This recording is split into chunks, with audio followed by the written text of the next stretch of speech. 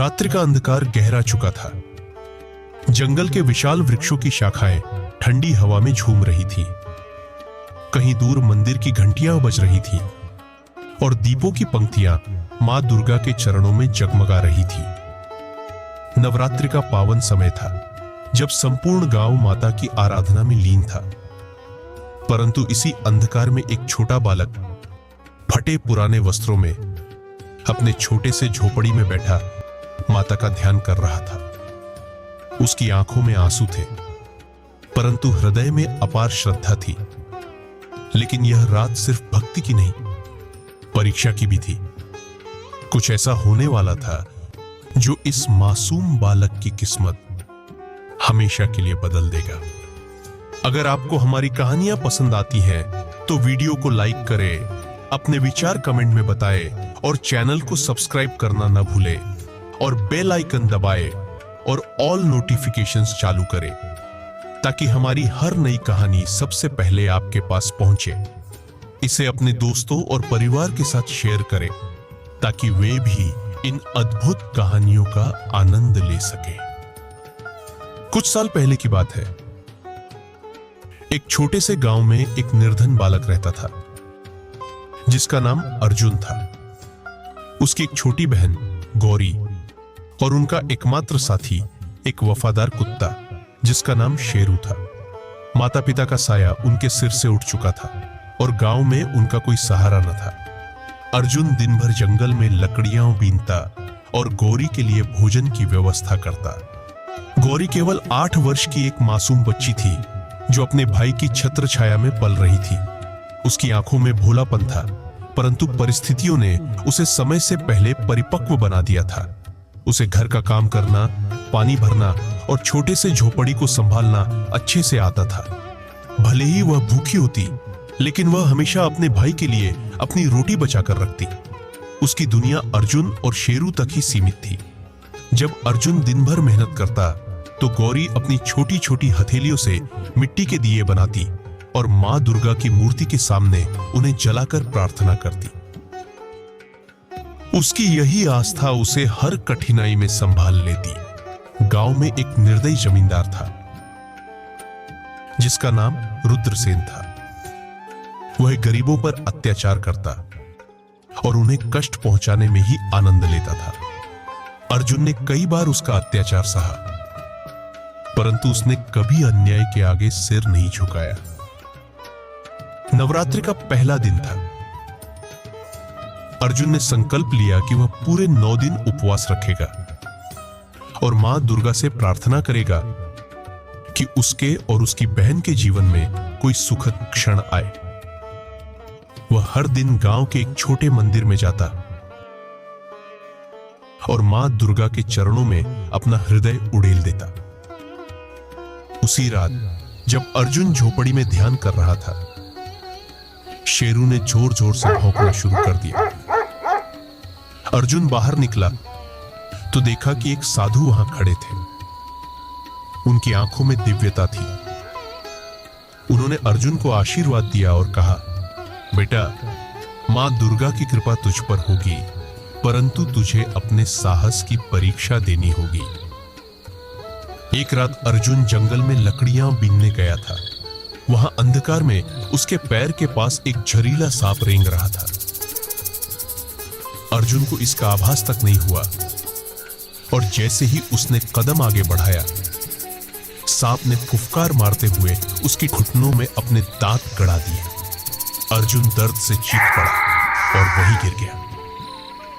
उसकी सांसें तेज हो गई, शरीर ठंडा पड़ने लगा। गौरी झोपड़ी में अर्जुन का इंतजार कर रही थी। जब बहुत देर हो गई तो वह शेरू को लेकर जंगल की ओर दौड़ी।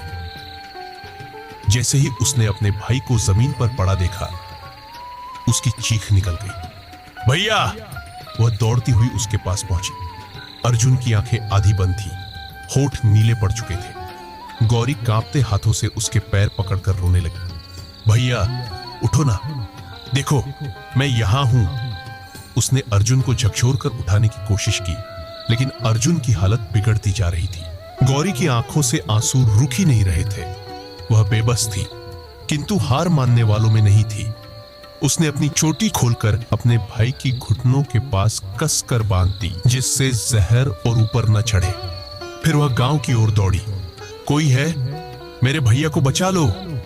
लेकिन रात के सन्नाटे में उसकी चीखें गुम हो गई। वह फिर से अर्जुन के पास आई, उसका सिर अपनी गोद में रखा और मां दुर्गा के चरणों में गिर पड़ी।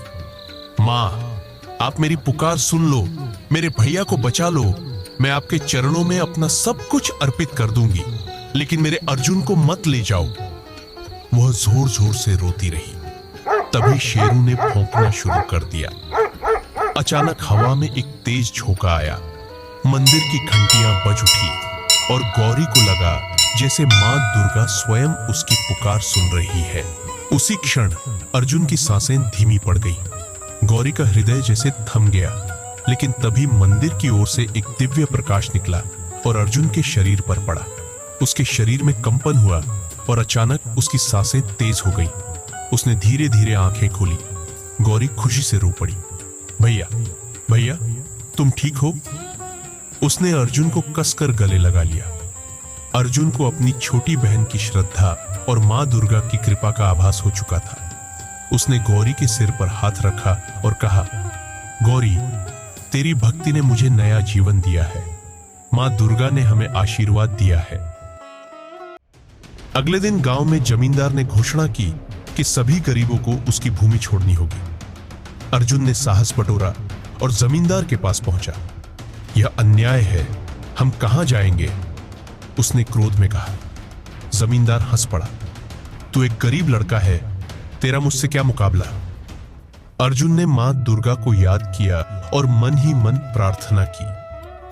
उसी क्षण एक चमत्कार हुआ। मंदिर की घंटियां स्वयं बजने लगी और एक तेजस्वी प्रकाश आकाश से उतरने लगा। जमींदार भयभीत हो उठा। उसी रात अर्जुन को स्वप्न में मां दुर्गा ने दर्शन दिए। बेटा, तेरी श्रद्धा और भक्ति से मैं प्रसन्न हूं। तू न्याय के लिए लड़, मैं तेरे साथ हूं। अर्जुन को शक्ति का अनुभव हुआ। उसने गांव के लोगों को संगठित किया और जमींदार के अत्याचार के विरुद्ध खड़ा हो गया। जमींदार ने अर्जुन और उसकी बहन पर हमला करने का प्रयास किया, परंतु तभी शेरू ने छलांग लगाई और जमींदार को गिरा दिया। मां दुर्गा की कृपा से जमींदार को अपनी भूल का एहसास हुआ और उसने अर्जुन से क्षमा मांगी। गांव के लोग अर्जुन को सम्मान देने लगे। नवरात्रि के 9वें दिन मां दुर्गा के मंदिर में दीप जलाए गए और अर्जुन ने पहली बार चैन की सांस ली। उसका संघर्ष सफल हुआ था। वह केवल एक बालक नहीं, बल्कि भक्ति और साहस का प्रतीक बन चुका था। गौरी की आंखों में खुशी के आंसू थे।